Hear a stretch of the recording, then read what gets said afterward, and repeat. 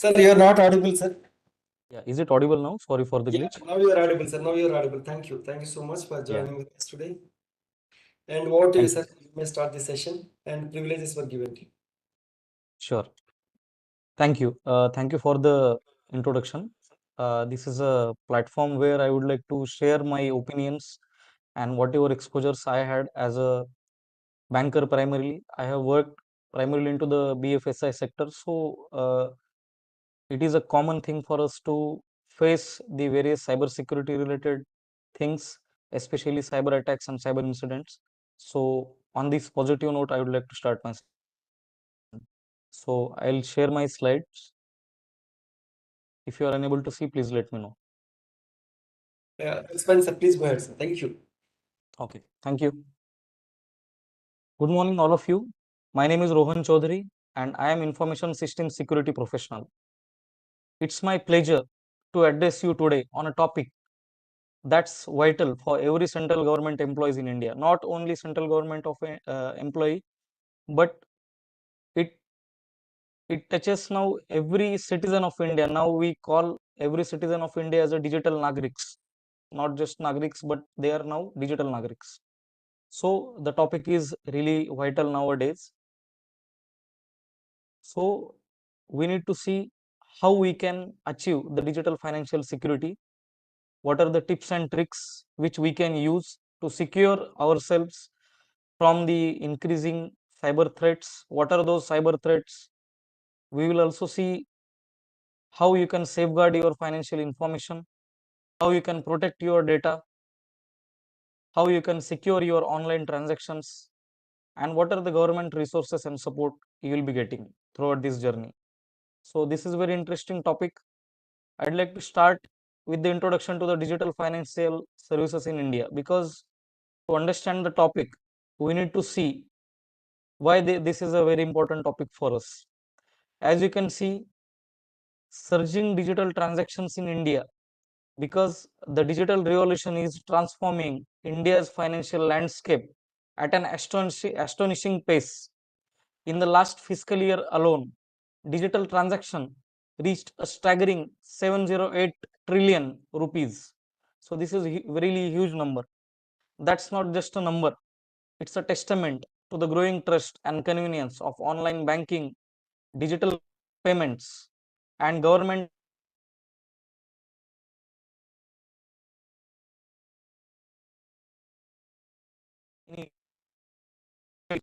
So earlier the additional, uh, is it audible now? You are audible, sir. Sometimes it is breaking. Maybe you can keep the mic near to you. Or you My can voice is just, audible. yeah, you are audible, sir. Please, maybe you can close the video, sir, time being.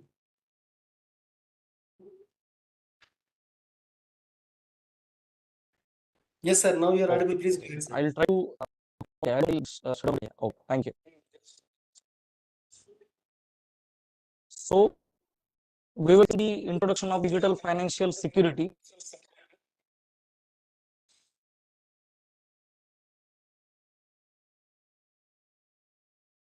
This topic here, because digital trends in India, approximately 708 trillion is this report of the RBI. There is a significant growth since the last year, and this country is driving a digital shift because there is 1 billion plus monthly transactions, and the UPI is powering the India's digital payments boom. So this is really astonishing number, and Sorry, as it sir. is Sorry to reported. disturb you, sir. Okay. Now it Yeah, is yeah. appearing, sir. Thank you. Thank you. Okay, okay. And as there is a reporting from the NPCI, there is a 10 trillion rupees monthly transaction value, because UPI is a key driver of the financial inclusion. And there are various government initiatives like Beam UPI, which offers a speedy and secure mobile payments. GEM portal, which provides a transparent and efficient government procurement. Jandan Yojana, which provides financial inclusion for all. All these initiatives we are witnessing, and that is booming into the digital financial services in India. So it's not just a number, it's a testament to the growing trust and convenience of the online banking, digital payments, and government initiatives. Now we'll move towards the next slide. We need to see the importance of digital financial security. In light of growing threat of cyber attacks, as we are aware that the sophistication and the frequency of the cyber attacks on the personal financial data is being increased day by day. As we embrace this digital shift, we must also acknowledge the growing threats that accompany it. Cyber attacks are becoming increasingly sophisticated, targeting individuals and institutions alike. We have witnessed alarming phishing scams aimed specifically at government employees, leading to compromised bank accounts, stolen data, and financial ruin. So, we have seen multiple phishing scams. Like, suppose government employees are getting WhatsApp messages from their seniors stating that they are in a dire need of financial assistance.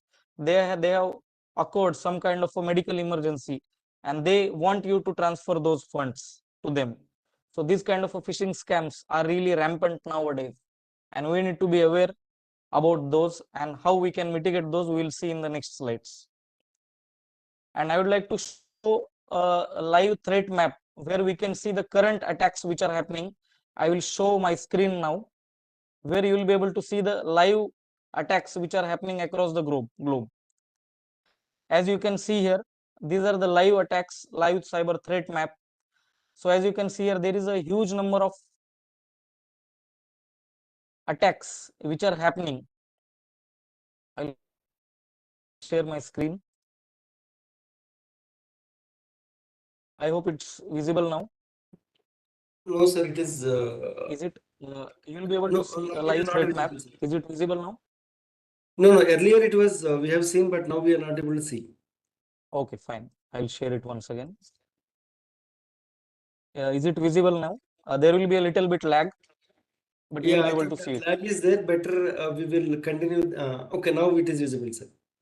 Sure, sure. So as you can see, while we are talking about this very important topic, you can see that there are multiple attacks which are happening. There are multiple live threat maps. As you can see, there will be a little bit lag because the video is getting projected over there. So these are the live attacks, and multiple countries are getting attacked. See, as you can see the statistics for the India, there is 17% attacks which are happening across the India currently. And top network attacks like TCP flood, UDP flood, so many attacks are happening. Now let's get back to the slide.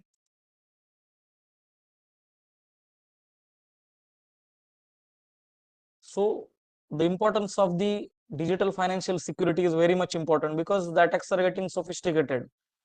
Hackers or attackers or cyber criminals are using the technology to make the cyber attacks in all the aspects of your life, not just the financial aspects, all of aspects like social media, then your personal data. They are trying to steal your personal data. So many of the things are getting accessed by them in an unauthorized way.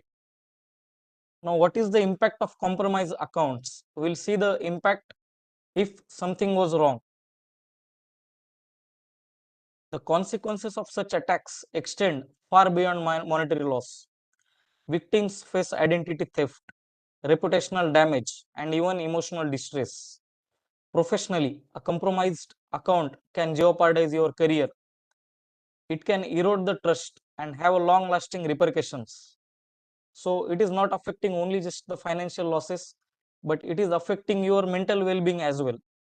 So that's why understanding this topic is very important, and to know what can be done to mitigate the threats, we need to see those things.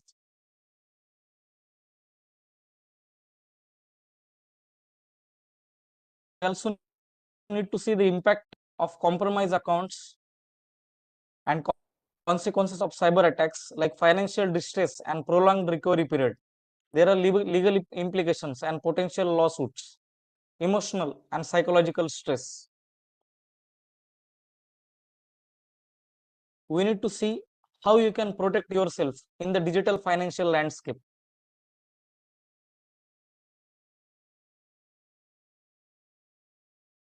So we are going to discuss major three threats in India.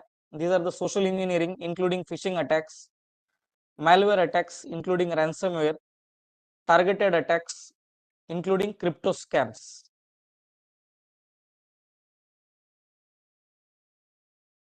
I hope my voice is loud and clear. If you are unable to hear me, let me know. No, it's okay, fine, sir. Please go ahead. Okay. So we'll try to see what are the threats which are out there and which are targeting the financial systems of the country. So the first threat which we can see, that is the phishing attacks, and we'll need to see how the attackers lure victims. These threats range from sophisticated social engineering tactics to malicious malware attacks. It includes phishing scams, ransomware, and SIM swapping are just a few examples that prey on unsuspecting individuals. We must be specifically and especially vigilant in recognizing the red flags, the sense of urgency, the generic greetings, the suspicious links that often accompanies these attacks. First, we will try to understand the phishing attacks, because as per the statistics of the RBI, and we also see the statistics in our banks, that what are the most attacks which are happening across the financial institutions. So those kind of attacks are phishing attacks. Why? Because human is the weakest link. It is always being told that human is the weakest link. That's why phishing in particular is a widespread menace. Attackers use fraudulent emails, SMS messages, also called as phishing and wishing, and social media profiles to trick you into revealing sensitive information or clicking on malicious links. So suppose, try to understand, the bank has implemented so many security solutions.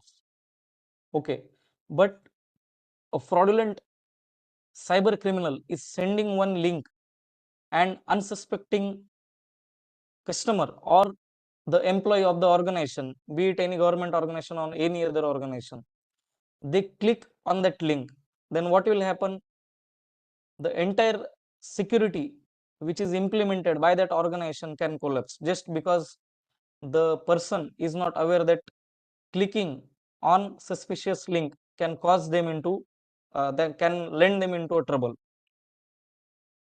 So what we can do, we need to be wary of the messages that pressure you to act quickly or that contain grammatical errors. So these are the primary methods which are being used. Like, first of all, they try to use emails. They try to send you the fraudulent messages that appear to be from the trusted sources or genuine sources, coming from your boss or coming from the higher authorities. They will try to create a sense of urgency. They will try to force you to click on that link. Then also there are cyber criminals which are sending you SMS messages. So they send text messages with a malicious link. You might have observed that you are receiving some messages like your account has been like the bank officials are closing the account due to some reason, due to KYC or something, and they are sending you links to update your KYC data. KYC is know your customer data, like your account number, PAN number, etc. They will try to send it from the trusted sources, like they will be like projecting it coming from the bank, but it will not be coming from the bank or the financial institutions. It will be the fraudsters or cyber criminals, those who will be sending those messages or emails to you. Also, we have seen a surge in fake profiles or direct messages through the social media, profiles like Facebook, WhatsApp, and so on. So the tactics and examples includes like fake salary revision notices prompting employees to log in to a fraudulent website. We have seen such mail where a webmail, it will be a webmail of your organization, but it is not the webmail of your organization. The fraudulent threat actor have created their own fake webmail website, and where they will try to capture their credentials, and thus they are trying to lure you into their trap. And this is how the attackers lure victims. So the phishing attacks are the most rampant attacks which we have seen recently. So how you can prevent yourself from these attacks? You have to see whether there is a sense of urgency in any message or email or any social media kind of communication which you receive. You can check whether the profile is updated. Like for example, you have received a LinkedIn request or a Facebook profile request. You can just go through that profile request, and there are some tips and tricks which you can use to identify whether your profile, whether the next profile, the requester's profile, is genuine or not. First thing is when that profile has been created. If it is comparatively a recent profile, and if there are very few, I would say, friends which are added to that profile, then that profile might be a fake profile. You have to see the pattern of the posts which are being used by the that requester. So by using this kind of tips and tricks, you will be able to safeguard yourself from the phishing attacks. There are some more tips which we will be talking about in the next slides, which will guide you how you can safeguard yourself from the phishing attacks. So let's move towards the next slide. So we are talking about recognizing the red flags. Then how do you identify a phishing attack? So there is a terminology which is called as FUD, fear, uncertainty and doubt. Whenever there is a fear, there is an uncertainty and there is a doubt, that is a red flag, and that might be a phishing attack. So what are those red flags? First red flag is urgency or pressure to act, messages that create a sense of urgency or fear. You might have seen that you are receiving some messages where people are asking you to act urgently, like your bank account is getting uh, like closed, or there is something which is very urgent, you have to act upon it. So messages that create a sense of urgency or fear has to be red flagged. It should ring an alarm in your mind. Second thing, use of non personalized greetings like dear user. So if you receive a mail or message like dear user, your KYC needs to be updated, your bank details needs to be updated, your other needs to be linked to the PAN, etc. So it can't be a generic greeting. Then there are also certain kind of red flags like grammatical errors or typos, poorly written messages with obvious mistakes. So as you can see, there will be a small grammar mistakes, some spellings here and there. So you have to see these red flags in those messages. So this should ring an alarm into your mind. Suspicious sender addresses. Suppose if you are receiving one mail from your bank, suppose hdfc.org, but in this case, a suspicious or malicious threat actor or cyber attacker will send email with some dubious email address like hddfc.org. You have to take care about those suspicious sender addresses, and you have to see whether you are not receiving such mails and you are not clicking any suspicious links sent with those communications. The next important threat is malware attacks. Malware attacks, on the other hand, involve malicious software that can infect your devices and steal your financial data. So what are the types of malware? Malware is nothing but malicious software that is called as malware. So what are the malicious softwares? These might be the keyloggers which capture keystrokes to steal the passwords or your sensitive information or your financial data like CVV, your PIN, your OTP. They will try to fetch that data from your devices. Keyloggers, Trojans, and ransomware can wreak a havoc on your accounts. Remember, always download apps from official sources and keep your antivirus software updated, because Trojans, which is disguised as a legitimate software, you will be redirected to some site to download some software. Like for example, Java update is there. You will receive one mail that your system is using some outdated Java tool, or if you are using some tool in your day-to-day like ISM tool is there. So they will send some link or they will redirect you to some trojans which are disguised as a legitimate software, and they will try to access and steal the information. Also, we have seen the remote desktop applications which they try to install in your systems, and they will try to access your systems and your data. So what will be the impact on your financial information? First of all, they will try to they try to intercept and transmit financial details like your personal detail, customer data, your banking details, your account number, your KYC details, etc., etc. Then they will try to compromise your accounts. Like they will try to unauthorized, they will try to do the unauthorized transactions, and they will try to do the identity theft. What is mean by identity theft? That suppose my name is Rohan and some person will pose as me, that is called as identity theft.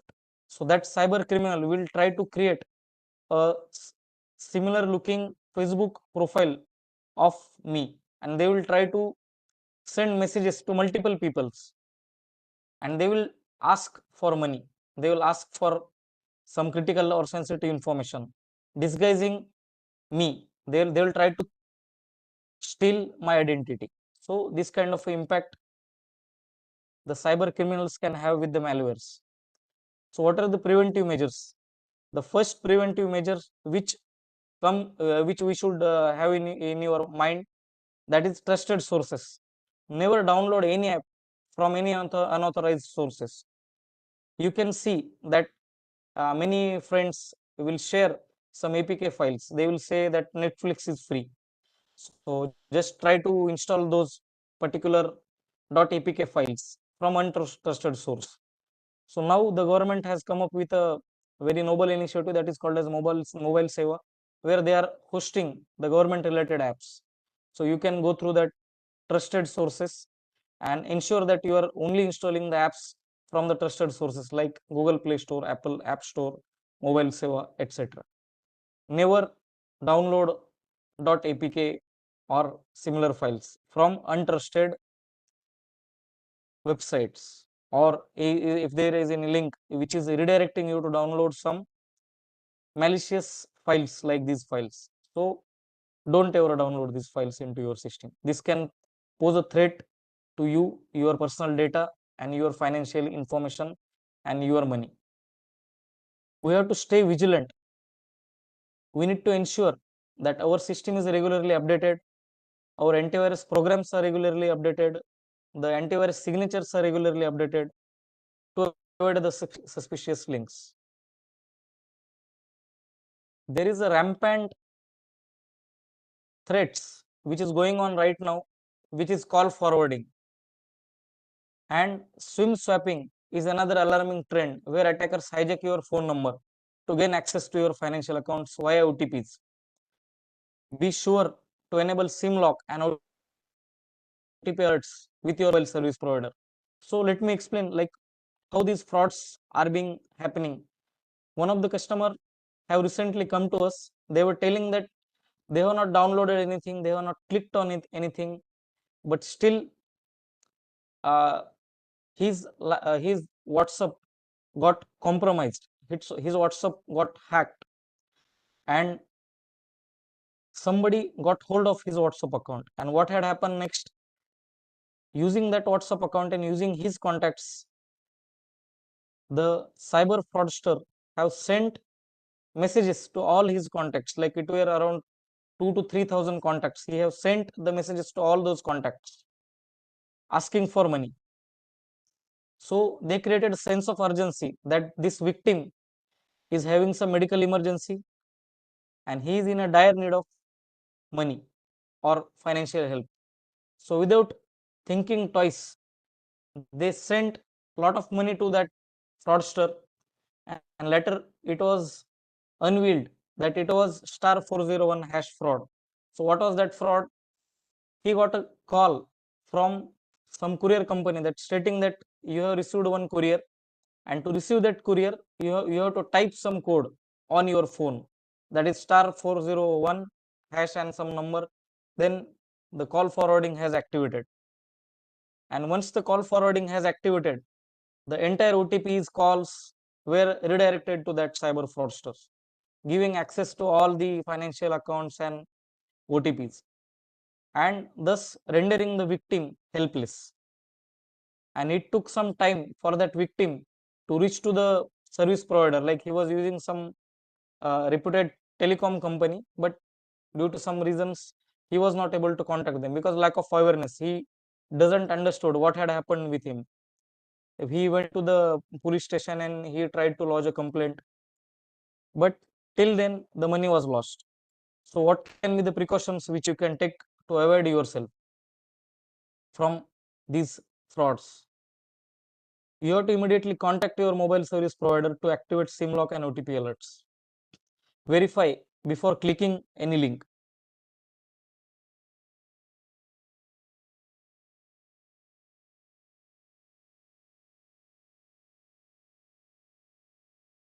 Okay. Then the next important threat is social engineering attacks. This is very important to discuss because most of the attacks or cyber crimes are being happening using the social engineering attacks. Social engineering attacks are particularly insidious as they exploit human psychology to manipulate you into transferring funds or revealing sensitive information. Be wary of unsolicited calls, emails, unrealistic financial gifts demanding immediate actions. So, what are these frauds? So, first of all, they will try to manipulate you to trick the victims into transferring funds. They will try to use the psychological tricks. Like they will again create the fear, uncertainty, and doubt into your mind that something urgent has been happened. You have to act upon it immediately. Then they will use the manipulation tactics. Like for example, cryptocurrency scams which are going on. So I'll try to go through the few of the very famous scams because the rise of the cryptocurrencies has introduced a whole of scams, from pump and dump schemes to fake exchanges and phishing attacks. The possibilities for the fraud are endless. So we have to exercise extreme caution when dealing with the cryptocurrencies and never invest more than you can afford to lose. So what are these various cryptocurrencies frauds? First fraud is infamous pump and dump. So where there will be influencers, they will try to contact you using WhatsApp, Telegram, Instagram, Snapchat, WhatsApp, Facebook, and they will lure into their trap.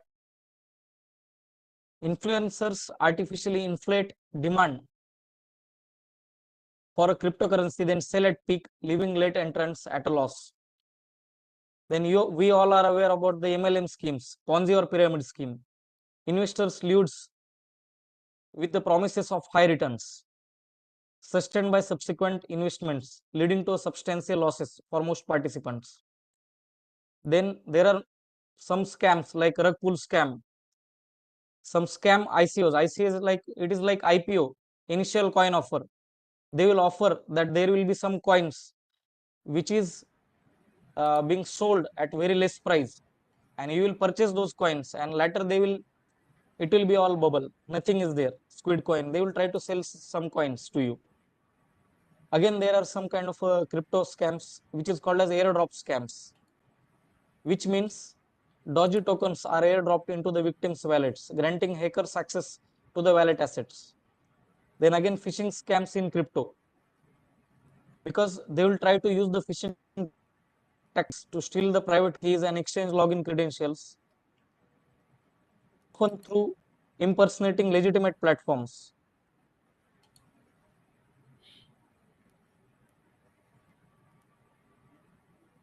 Fake trading professional. Scammers offer trading services aiming to compromise victims' crypto wallets.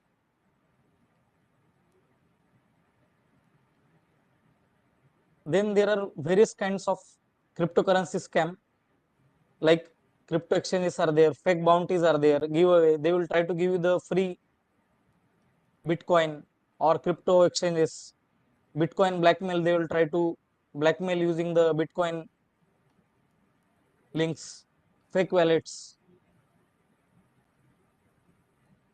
So why now we need to see what are the public Wi-Fi risks. Public Wi-Fi networks may seem convenient, but they are often unsecured and pose a significant risk to your financial data. So avoid conducting financial transactions on public Wi-Fi or use a VPN for added protection. So people might ask, then suppose if we want to access the financial websites like your bank's website, then what precautions you can take? So we always advise them, if you are regularly accessing some particular website like SBI or ICICI or HDFC or any other banking website, what you can do, you just verify if that website is genuine. Like first link you verify, you bookmark it. If you are doing the transactions multiple times, then it will save you from using some malicious link. So this is also one of the advice which we give to the customers. Now we need to understand how we can build a strong defenses for your finances. And to safeguard your financial information, what are the tips and tricks and what are the measures you can take?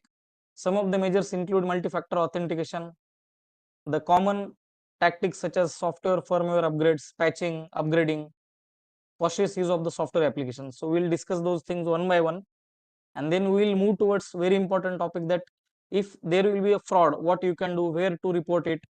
If you have reported that fraud, then still nothing is happening, then what you can do and what action you can take and what grievance redressal mechanism you have at your disposal. Those all things we will see in the latter slides, but let me cover the basic part first. To build a strong defenses,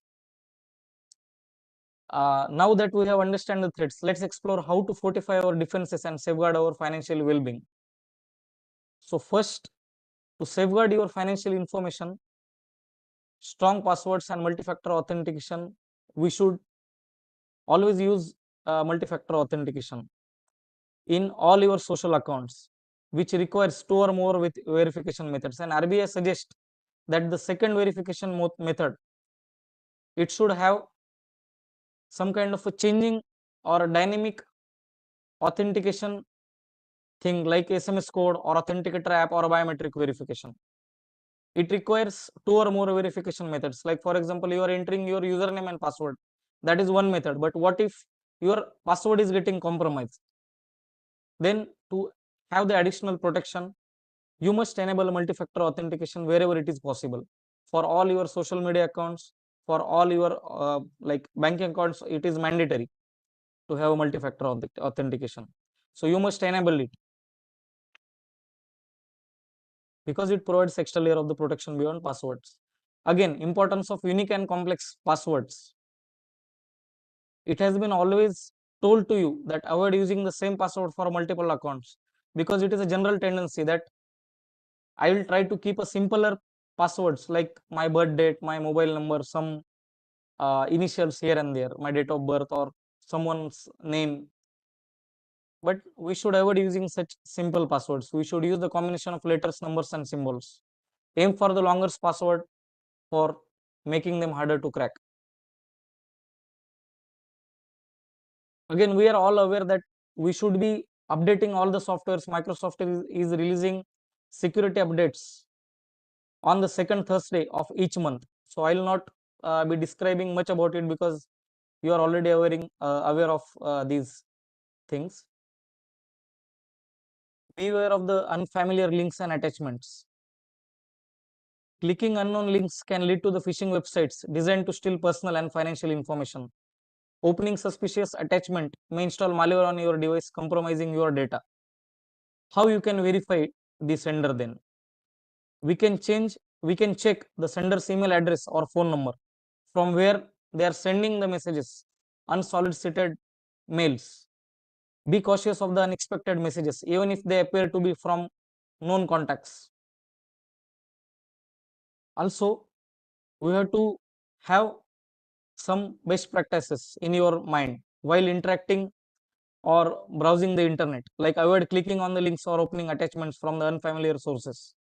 When in doubt, contact the sender directly to confirm the legitimacy of the message. Again, what are the red flags?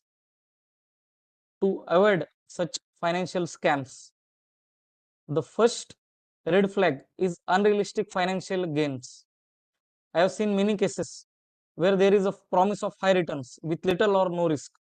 They will promise you that you invest 1 lakh rupees, you will get 10 lakh rupees, and they will guarantee you of a quick profit or too good to be true offers. Okay, so when there is a too good to be true offer, then definitely it's a scam. You have to cross check, you have to verify whether this is really means like you should click it or not. So definitely, if it is too good to be true, then you have to refrain from such offers. Then common tactics are like pressure to act quickly, urgency to invest immediately, avoid missing out. They will try to call you immediately, they will try to message you, they will say that this is a very short term offer, and if you don't invest, you will lose out the money making opportunity. They will try to put you high pressure and limited time offer. They will offer you very lucrative things which is too good to be true. So you have to be cautious about those things, and you have to aware your kins and colleagues about those. Be skeptical of the unsolicited financial offers promising high returns or quick profits. Always research investment opportunities thoroughly before committing any funds. You can look for the reviews and feedback from the other investors as well. There is one government body which is SEBI, which also provides a list of the investors where you can see whether the investor is in that list or not. So you can be little cautious before investing your hard-earned money. Again, what are the steps which you can take to avoid such things? You can disable the international transactions from your credit cards when not in use. That is one step. You can actively monitor and review the statements for any unauthorized or unusual activity, because sometimes there is attack which is called as salami attack, where the attackers will steal a small amount of money from your account. So you will generally try to ignore those things, but eventually they will steal a lot of money from your account. So you should regularly monitor your accounts for any unauthorized or unusual activity. Or if there is something, suppose there is a standing instruction which you have not made, then you have to contact the bank authorities to disable, or you can use the mobile apps to remove those standing instructions.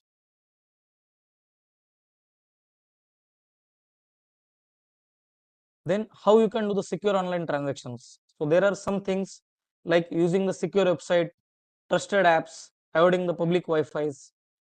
So how to identify a secure website? First of all, you should look for the URLs that begins with the HTTPS. It will have the additional layer of security to that website, because normal HTTP traffic will not be the encrypted traffic. So the attackers can do the attacks like man in the middle attack. They can see your information in plain text. But if there is a S attached to it or secure socket layer to it, you can check for the padlock symbol in the address bar. So this is a common method.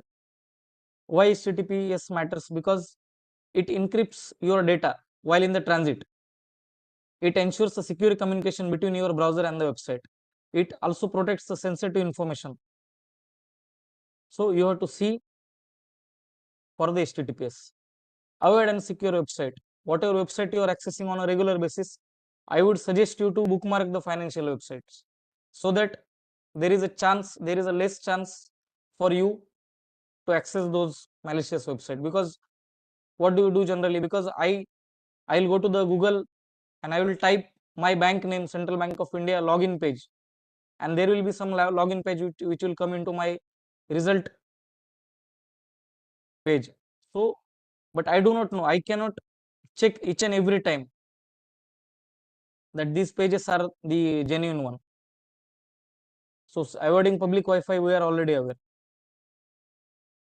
So we have been always told that reporting the suspicious activity immediately, we call it as a golden hour. The first hour after detecting the suspicious activity is very crucial. immediate action can significantly limit financial loss and damage. So what to do? Whenever you observe any suspected fraudulent activity to your bank or financial institution, you can use the official contact methods provided by your institution to notify about any financial abnormality. I would like you to refer to the safe and trusted internet guidelines on the information security and practices for the government entities, which was issued by the CERT-In. It is applicable to all government entities.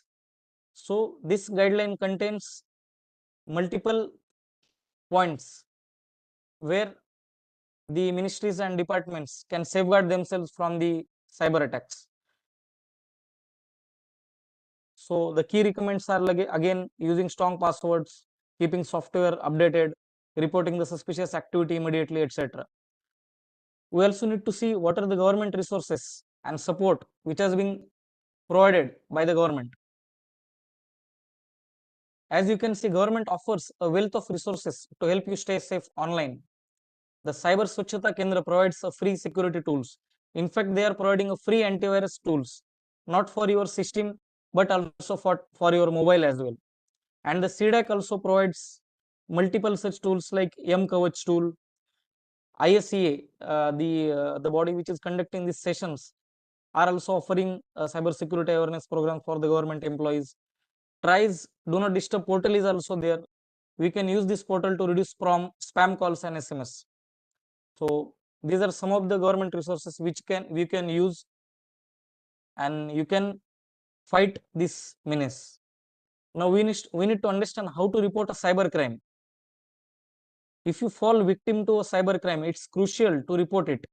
The National Cyber Crime Reporting Portal, that is cybercrime.gov.in, allows you to file a complaint online, and the national helpline, that is 1930. It is a toll-free helpline that is available for immediate assistance. Your report can help law enforcement agencies apprehend cyber criminals and protect others from becoming victims. Apart from this standard sources, there are some additional sources called as Stop NCII, preventing intimate image abuse. As you can see, there are multiple organizations which are part of this initiative, like Facebook, TikTok, Instagram. Multiple organizations are being part of such initiatives. Now, what are the Stop NCII org? Because I have come across few victims where there were some female victims, so they have approached us and they stated that their private or explicit images, morphed images or videos were shared without their consent on social media, and it was a very really great trauma for them, and it's a mental harassment for them. It caused emotional distress and humiliation for those victims. So what can they do in such cases? So there is a website called as stopncii.org. It's not a government initiative, but it's an initiative which is internationally started to help for such victims, which protects the user's privacy. Intimate images never leave your device, and it allows user to create a cases and track them. So how it works? Basically, if there is one person, one female, who have been victim of such abuse, then they can create a unique hash of that particular morphed image or intimate images. So it will ensure that that particular image will not leave the mobile device or the system which is being operated by the particular person, and this hash will act like a fingerprint that can be used to identify the images even if they are altered or shared on different platforms.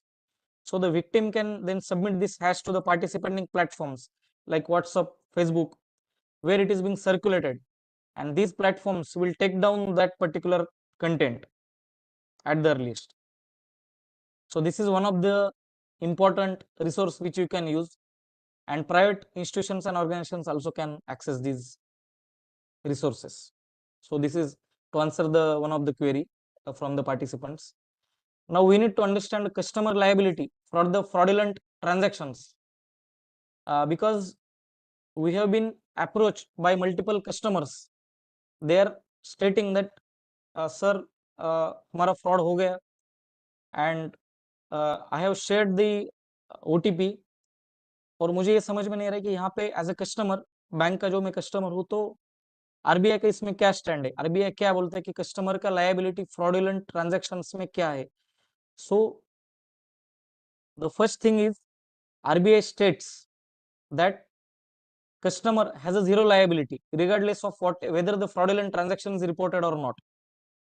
Customer का यहाँ पे liability नहीं बनता है, because bank is there to protect your data. और बहुत सारे ऐसे केसेस में हमने देखा है कि the customers have won in consumer courts based on the deficiency of the service by the bank. Then what is the precaution where the customer can ensure that he or she will receive their money? आपको ये करने के, you have to report within 3 working days, क्योंकि customer यहाँ पे zero liability bear करता है. तो अगर आप with in 3 working days bank से आपका अगर कोई भी फर्स्ट कम्युनिकेशन होता है, आप अगर इसको रिपोर्ट करते हो, तो आपका पैसा मिलने का चांसेस ज्यादा है यहाँ पे. अगर कस्टमर की तरफ से कोई निग्लिजेंस होता है बैंक कस्टमर की तरफ से, तो इट इज क्वाइट ऑब्वियस कि बैंक जो है वो लायबल नहीं है आपका पैसा रिटर्न करने के लिए. और या तो आपको कुछ अगर लॉस होता है, तो bank will not be held liable in this case. मुझे बहुत बार अप्रोच किया जाता है कि अगर हमने फ्रॉड डिस्कवर किया तो क्या करना है immediately. So there are 10 steps. Immediately आपको अपने आपके बैंक को इमीडिएटली इन्फॉर्म करना है. आपका जो भी अकाउंट है उसको आपको सिक्योर करना है, अपडेट करना है, पासवर्ड्स जो भी कार्ड से उसको लॉक करना है. आपके मोबाइल में सिस्टम में एंटीवायरस स्कैन चलाना है. अगर आप पूछेंगे कि एंटीवायरस टूल मेरे पास नहीं है, तो you can download it for free from the certain website. Cyber Swachhta Kendra website is there where you can download the free tool. आपको उसके बाद इमीडिएटली डायल 1930 से टोल फ्री नंबर से, या तो cybercrime.gov.in यह पोर्टल का यूज करके कंप्लेंट ऑनलाइन फाइल करना है. वो कंप्लेंट का कॉपी लेके आपको नजदीकी पुलिस स्टेशन में आपको वो एफआईआर फाइल करना है. if the amount is huge and if it involves like more distress to a person, you can also engage legal assistance. आपको ये भी ध्यान रखना है कि जो भी इंफॉर्मेशन है related to the fraud, you have to keep it handy, because the authorities will ask this information कि transaction number, source, destination, amount, time stamp कब हुआ, एग्जैक्टली डिटेल्स क्या क्या है. All those details you have to retain as evidence. आपको regularly follow up करना है law enforcement agency के साथ, बैंक्स के साथ. आप ये भी कर सकते हैं कि you can form a group of victims to collectively address the fraud and expedite the investigation. कि बहुत सारे आपके दोस्त के साथ सेम फ्रॉड हो गया, you can form a group of victim to pressurise the particular agencies और stakeholders. You have to take care about UPI fraud reporting, क्योंकि it is being handled by NPCI. आपको immediately notify करना है UPI service provider को, जैसे जीपे, phone पे, Paytm, जो भी आपका फ्रॉडुलेंट ट्रांजैक्शन हुआ है उसके लिए. सेकंड, जो भी आपका ट्रांजैक्शन हुआ है यूपीआई में उसको आपको फ्लैग करना है. The major UPI service providers like Google Pay, PhonePe, Paytm, it provides you the functionality to flag the transactions so that it can be made like lean or freeze and your money can be returned at the earliest. आपको NPCI के portal पे भी आप complaint raise कर सकते हैं अगर UPI service provider से आपको रिस्पांस नहीं मिल रहा है तो. So this is the website of the NPCI, npci.org.in. हमें ये भी कंप्लेंट मिलता है कि ये सब करके भी हमें पैसा वापस नहीं मिला. So what in that case what you can do, you can approach the banking ombudsman or digital ombudsman. Ombudsman is what? It is a grievance redressal mechanism. अगर आपका इशू जो है बियॉन्ड 30 डेज से ज्यादा परसिस्ट कर रहा है, या तो आपको सपोर्ट या हेल्प नहीं मिल रहा है, और if the bank mistakenly sends you case closure notification without any resolution, आप ये चीजों को एस्केलेट कर सकते हैं बैंकिंग ओम्बड्समैन को, जो कि आरबीआई से चलाया जाता है। सो ये एक वेबसाइट है cms.rbi.org.in। आप इसमें अगर आपके जो भी इनिशियल ग्रीवेंस मैकेनिज्म से, फॉर एग्जांपल आपने कस्टमर केयर को कॉल किया, अगर आपके बैंक में सपोज कुछ अनऑथराइज्ड ट्रांजैक्शन हो गए, SBI, IDFC, HDFC, ICI, any of the bank, example, for example, and the authorities are not helping you out, then what you can do? After 30 days, if their escalation matrix is not is not helping you, आप cms.rbi.org पे जा सकते हैं, या तो crpc@rbi.org.in पे आप mail कर सकते हैं विथ योर कंप्लेंट कि आपका ऐसा ऐसा फ्रॉड हुआ and you have not received a proper redressal to your complaint. That is one method. You can track this complaint as well. कुछ कुछ केसेस में तो ऐसा होता है कि people want surety that their money should get back to them. Then in that case, what should they do? There are also one more ombudsman mechanism, that is called as consumer courts as a recourse. I have seen multiple cases where victims have recovered substantial losses and additional damages from the bank for deficiency in the service through the consumer court ruling. Then how the consumer court comes into your picture in this picture? Because bank is providing some services to the customers. अगर customer का यहाँ पे कुछ भी fault नहीं है, तो customer can approach the consumer court, either ombudsman, or they can approach the consumer court and they can seek the legal resource. They can approach the district consumer redressal commission for amounts up to rupees 50 lakhs. One thing is notable here: to approach the consumer courts, you don't need a lawyer. You can stand your case also with a small white paper. You can submit your case to them, and for the amounts between 50 lakhs to 2 crore, you can approach the state consumer redressal commission. For amounts exceeding rupees 2 crore, you have to approach the national CDRC. We can also seek the legal counsel and lawyer to proceed with the legal step if it is required, to help you with the legal notices and drafting complaints if there is a requirement of doing such things. Then to conclude the session, as we can see, the digital financial security is a collective or shared responsibility. By understanding the threats, adopting safe practices, and utilizing available resources, you can protect yourself and your finances in the digital age. The main threats, such as phishing scams, malware attacks, and social engineering, can be easily avoided if you are aware about them. And participating in sessions like ISEA will definitely help you increasing your awareness levels. By using the security practices, common security practices, and be cautious about unsolicited emails and suspicious links, avoiding fear, uncertainty, and doubt, responding to the cyber crimes within the golden hour, implementing the strong unique passwords, enabling multi-factor authentication, disabling your location on your social media platforms, not uploading unnecessary images on the social media, then while clicking, taking caution, you can safeguard yourself from these kind of cyber frauds. There are multiple resources available. Let me remind you: cybercrime.gov.in. There is a toll-free helpline 1930 which you can use. I urge you to remain vigilant, stay informed, and prioritize security of your financial information. Remember, a few simple precautions can make a world of difference in safeguarding your hard-earned money. With this slide, I am happy to answer any questions you may have here. Thank you. Thank you very much, sir, for wonderful session. It would be helpful for the valuable. Okay. And I think one of the question came, I think you have addressed as the can private and individual download the government resources and the support. All right, you can put your queries in the chat box as well.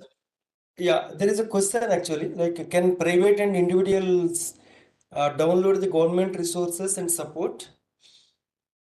Yeah, There are certain, yes, there are certain resources which is available for the public.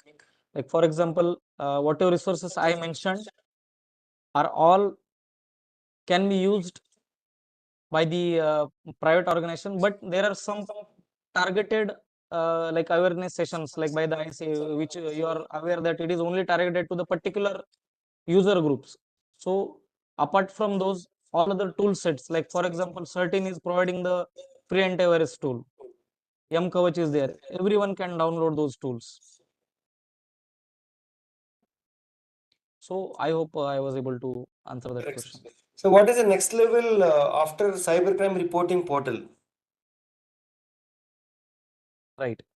So there is a currently there is a SOP which is being uh, drafted by the help of I4C, like Indian Cybercrime Coordination Center, where we are trying to bridge the gap between like joining all the stakeholders. And suppose if a person will report some cybercrime, it will go to the respective law enforcement agencies or financial institutions, or suppose if there is a some particular type of crime, like for example women or child related crime, there are some agencies which are involved into like addressing those issues.